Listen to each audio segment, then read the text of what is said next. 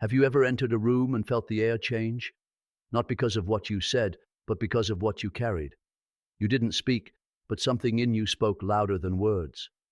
Eyes shifted, conversations paused, smiles grew tight. You felt the subtle discomfort of others without doing anything at all. That is not your imagination. That is the invisible power of your presence. People are not disturbed by your words. They are unsettled by your energy. And if you have spent your life wondering why some people are drawn to you obsessively, while others withdraw without warning, there is something you must understand. Your aura is louder than your personality. I spent my life studying the unseen forces of the psyche. What we call aura is often the psychological imprint of wholeness. Not perfection, but integration. The result of someone who has made peace with their shadow, withdrawn their projections, and no longer wears the mask of the collective persona. This kind of presence is rare. And because it is rare, it is misunderstood. The modern world teaches you to chase likability, to please, to soften your truth to make others comfortable. But when you stop doing that, when you stop being available to perform, you stop blending in. And the moment you become real, you also become threatening to those who are not. This video is not about mysticism. It is about energy as an expression of psychology. Your aura is not made of light or color. It is made of alignment. It is shaped by the degree to which your inner self has come into coherence. And those who are still trapped in conflict, illusion, and denial will feel that difference. They may not know why they dislike you or why they feel exposed in your presence, but they will feel it. You will be accused of arrogance when you are simply sure of yourself. You will be labeled intimidating when you are simply at peace. And you will be called distant when you are merely discerning. Do not take it personally. Take it as confirmation. The more you integrate what others deny in themselves, the more your very existence will act as a mirror. And mirrors do not lie. In this video, I will walk you through 13 signs that your energy, your psychological presence, disturbs others not because you are wrong, but because you are real. And once you see these signs, you will stop shrinking to be understood. You will understand why your authenticity has always been both admired and resisted. And most importantly, you will learn how to protect your peace without hiding your light. Let us begin. When your inner world is no longer in conflict, it emanates something unmistakable. A person who has faced their shadow, embraced their contradictions, and stopped outsourcing their worth does not need to speak loudly. Their presence does it for them. This is not arrogance, it is psychological congruence, and it sends silent shockwaves through a world addicted to masks. The first sign is this: people either cling to you or avoid you, but rarely feel neutral. You'll notice that your presence creates polarity. Some feel inexplicably drawn to you. They confide in you, trust you without knowing why. Others withdraw, become guarded, or even resentful. This is because your presence mirrors their unresolved parts. I have said before, everything that irritates us in others can lead us to an understanding of ourselves, but not all are ready to look into that mirror. The second sign is this: you walk into a room and the atmosphere subtly shifts. You do not announce yourself, you simply arrive. And yet, people turn, posture changes, attention flickers toward you. You might not be the loudest, but your stillness speaks. This is the result of individuation, the psychological integration of the fragmented self, and the coherence that comes with it radiates in ways the unconscious mind of others cannot ignore. The third sign is this: people project their inner conflict onto you. You are labeled too much or not enough, based not on your actions, but on their internal template. If someone has rejected their own boldness, they may call you intimidating. If they have buried their longing for freedom, your independence may provoke their judgment. But understand this: it is not about you, it is about what you awaken in them. The shadow, when unowned, always seeks a target. This is why those with strong auras are often misunderstood. Not because they are unclear, but because they are clear. And clarity unsettles confusion. In a world where most people are performing personas and suppressing truth, someone who is whole becomes a disruption to the norm. You are not here to make everyone comfortable. You are here to embody your truth. The force of that embodiment is what people feel before you say a single word. And if it disturbs them, it is because they are still at war with the very parts of themselves you've already made peace with. In the next section, I will show you how the energy of coherence becomes a kind of emotional amplifier, and why being around you makes people feel more of what they've been trying to suppress. Not because you impose it, but because your very presence makes denial impossible. Let's continue. To walk through the world in alignment with your true nature is not only rare, it is disruptive. Because when you embody your authentic self, free of persona and shadow games, your presence becomes an amplifier, not of your voice, but of the emotional states of those around you. What they've buried begins to stir. What they've denied starts to surface. Not because you say anything, because you are something. The fourth sign is this. People become unusually emotional in your presence. You might notice others becoming defensive, nervous, or unusually vulnerable around you. They may weep during what seems like a casual conversation, or react with unexpected anger when you simply state your truth. This is not about what you've done. It is about what you've revealed. Your coherence shines a light on their inner fragmentation, and for many, that is too much to bear. The fifth sign, you trigger confessions, even without asking. People find themselves telling you things they haven't told anyone else. They speak of betrayals, fears, regrets. Not because you probed, but because your aura, grounded, safe, and real, acts as a container for the unconscious to rise.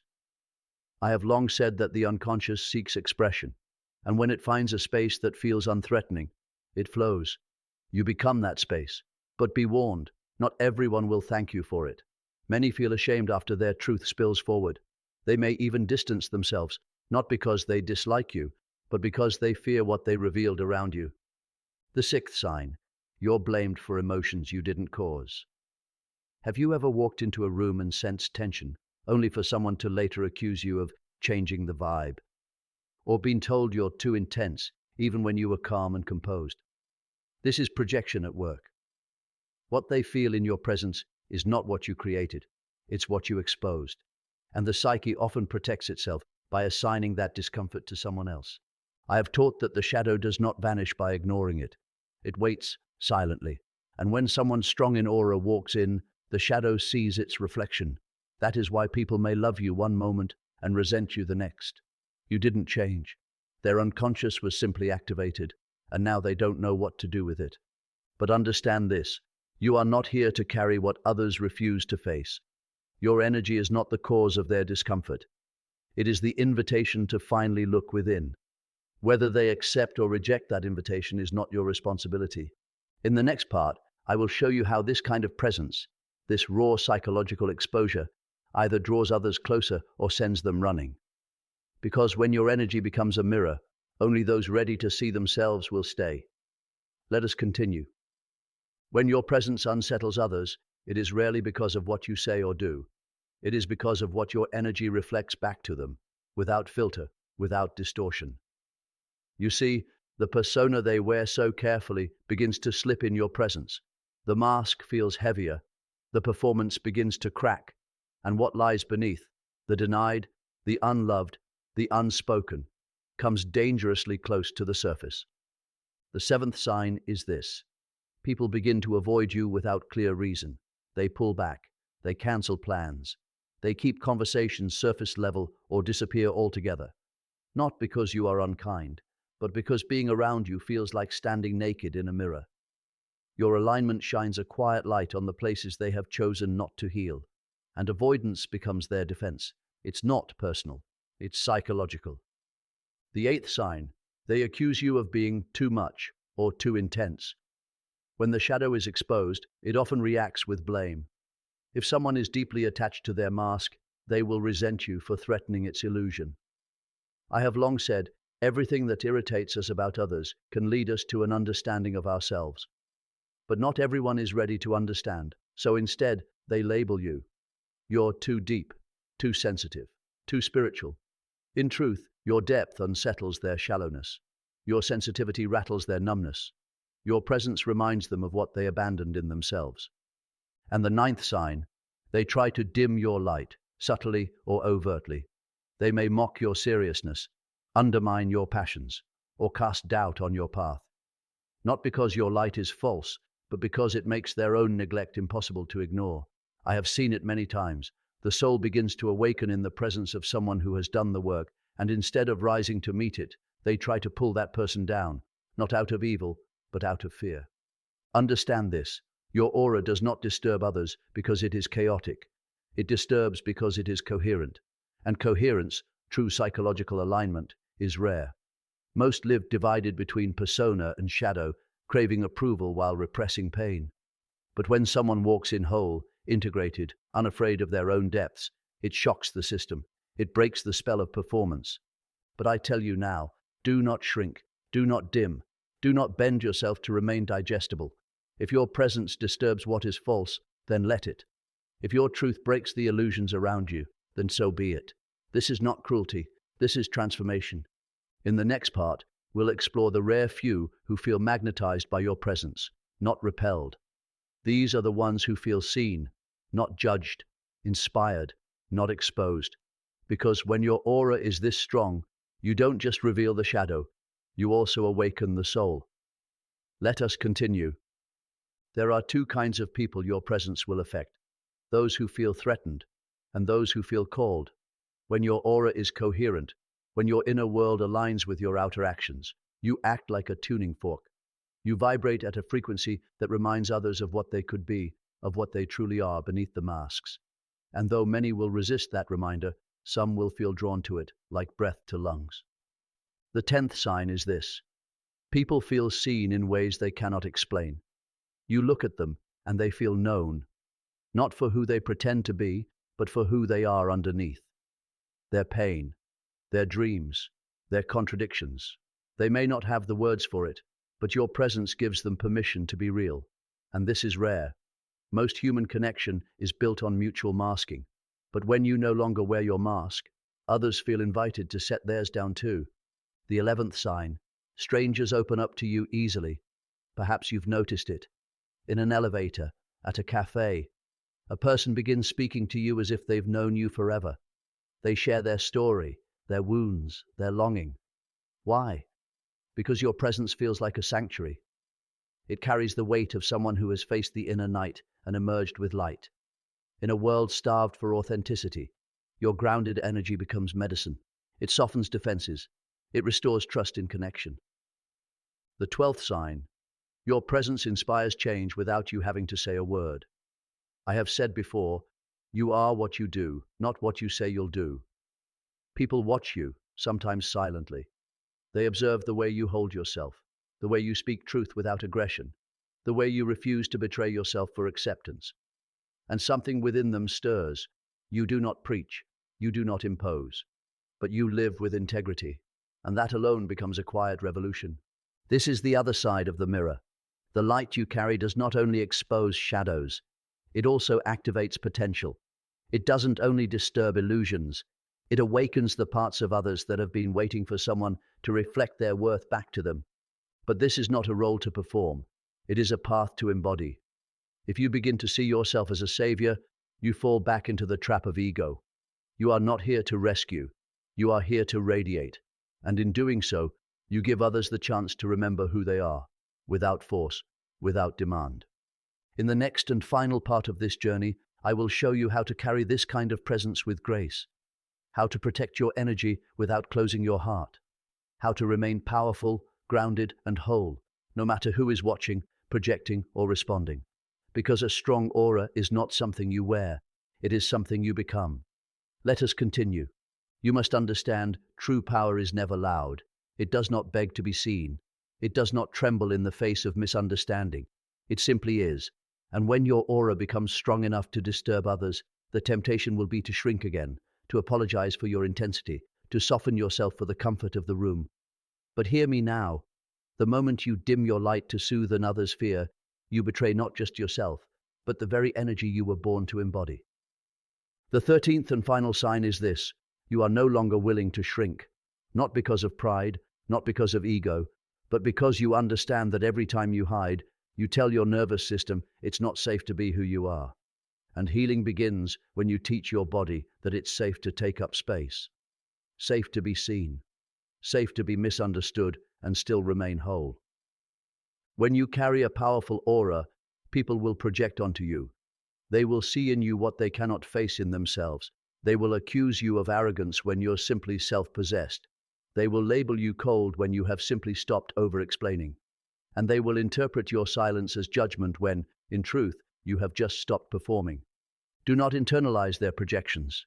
Let them fall away like water off skin, not with anger, but with clarity. When I spoke of the shadow, I did not mean it only as something dark. I meant the disowned parts of the soul, the power you left behind in exchange for belonging. When you begin to reclaim those parts, your aura thickens, not as armor, but as coherence, as the visible expression of integration. So how do you carry this aura in a world that demands your smallness? You protect your peace without guilt. You walk into rooms without shrinking. You trust your intuition even when logic argues against it. You set boundaries not to punish, but to preserve. You allow others to feel whatever they feel in response to your truth, without rushing in to fix or soften their discomfort. And most of all, you learn to be with yourself in silence, because the aura is not fed by attention. It is fed by inner congruence, by knowing that the face you show the world is not a mask, but a mirror of your inner alignment. If you've recognized yourself in these signs, it's not a coincidence. Your presence is not accidental. It is an echo of the work you've done in the dark, the healing you've committed to without applause, the parts of yourself you've made peace with. Now, I invite you to stay on this path, to protect the light you've fought for, to stop negotiating with the parts of the world that ask you to return to your smaller self. If this message spoke to you, I encourage you to leave a comment. Let the world know you are done dimming your light. Subscribe, not to follow me, but to walk beside others who have chosen wholeness over performance. We are not here to fit in. We are here to become real. This is not about being chosen. This is about choosing yourself fully every single day. Have you ever noticed how the air shifts when you enter a space? How conversations slow? How glances linger? How people become alert, though no words have been spoken? This is not your imagination. This is the weight of presence. And presence, my friend, is the loudest form of communication. Your aura speaks before your mouth ever opens. It transmits everything you've integrated and everything you've survived. It carries your boundaries, your beliefs, your inner coherence. And when those things are intact, when the conscious and unconscious have been bridged, the world can feel it. People sense when someone is not performing. They feel the difference between charisma and integrity. One pulls attention, the other commands it. One entertains, the other awakens. This is why people both gravitate toward you and withdraw from you. They are drawn to your clarity and disturbed by what it reflects. Because your presence demands a kind of honesty. It reveals where others are still hiding. It holds a mirror up to the shadow they've avoided. And not everyone is ready to see. I must remind you, this is not your burden. It is not your work to manage their discomfort. It is your work to remain in truth, even when that truth isolates you. Because true power is not popularity. It is alignment. Some will call you intense. Others will say you've changed. Many will project their unhealed wounds onto your face and name it arrogance, distance, coldness. Let them. Let every label fall away like the illusions they are. Your aura is not for performance. It is for protection. It is the field shaped by every choice you've made to return to your real self. When you stopped people-pleasing, when you withdrew your energy from what drained you, when you stood still in the face of misunderstanding and did not chase clarity. Every time you made those choices, your aura grew thicker, fuller, quieter. And in that silence, the world takes notice. You do not need to explain your energy. You need only to honor it. Because when you carry this kind of coherence, you change what others believe is possible. You disrupt patterns. You spark awakenings. You remind people without words that it is safe to stop performing, that they too can return to themselves. But before your presence liberates others, it must liberate you. So let them look, let them wonder, let them misunderstand. You are not here to be seen through their lens. You are here to embody the fullness of who you are. And if they ask, who does she think she is? Or, why does he act like that? You owe no defense. Your life is your answer. Your peace is your reply. Your alignment is your proof. You are not intense. You are clear. You are not intimidating. You are unapologetically whole. You are not too much. You are finally enough for yourself. And when you own this, when you stop apologizing for it, everything changes. When your aura begins to stabilize, when your energy no longer leaks into places of desperation or need, you will notice something strange. The more whole you become, the more others start to crumble in your presence, not because you harm them, but because your very being makes their masks unbearable to wear. You will become a screen onto which others project the parts of themselves they refuse to claim. Their fear of inadequacy, their shame, their need to be seen but not exposed, all of it will be thrown onto you like a shadow looking for form. Suddenly, you're the problem. You're cold. You're selfish. You're too intense. You're too quiet. You're too direct. You're too mysterious. But let me tell you this plainly. Projection is not about you. It is about what they are unwilling to feel within themselves. Carl Jung said, "Everything that irritates us about others can lead us to an understanding of ourselves." But the inverse is also true. Everything that triggers them about you reveals what they have not yet reconciled in themselves. When they attack your boundaries, they are exposing their lack of them. When they mock your solitude, they are revealing their fear of being alone. When they twist your truth into arrogance, they are admitting how small they still feel inside. You are the mirror, not the wound. But here is where your test begins. Can you stay rooted in your clarity, even when others try to define you through their projections? Can you remain in truth, even when accused of being false? Can you carry your presence without shrinking to make others more comfortable? The world is full of people who have never been shown how to face their own shadow. So they run, they fight, they blame. And those of us who have done the work, who have walked through the fires of self-confrontation, become dangerous, not because we intend harm, but because we carry the energy of what they have long avoided. It is not your job to be less so they can feel more. It is not your duty to edit your expression to avoid their insecurity.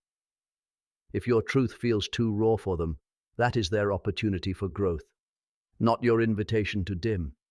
You will find that projection is loudest when someone's ego is defending an identity they haven't outgrown. Let them speak, let them twist, let them misunderstand. But do not absorb, observe it all. With compassion, yes, but also with sovereignty, because you did not come this far to become a container for someone else's denied emotions. You did not do the work of integration to become the scapegoat for someone's disowned self. When someone projects onto you, remember this. They are not seeing you.